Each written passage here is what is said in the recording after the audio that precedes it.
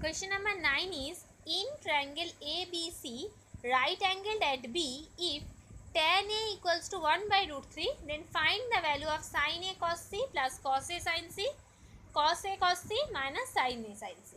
For this one, first we have to know the value of sin A, sin C, cos A, cos C.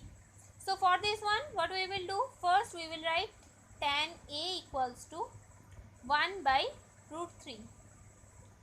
Just see if this is the angle, and we know that base equals to 1 and hypotenuse normal equals to root 3. Sorry, normal equals to 1 and base equals to root 3 if tan A. So this one will be base, so this is root 3, and this one will be normal, so this is 1. So first we have to find the hypotenuse. The hypotenuse will be root over of root 3 square plus 1 square.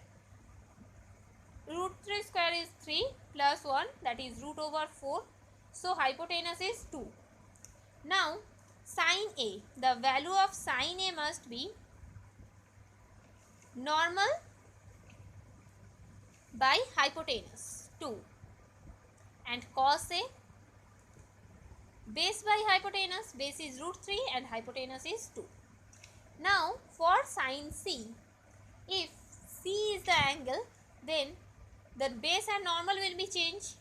So for this one, sin C, then this is the base and this is the normal, so normal became root 3 by 2, and cos C, this one will be the base, so 1 by 2.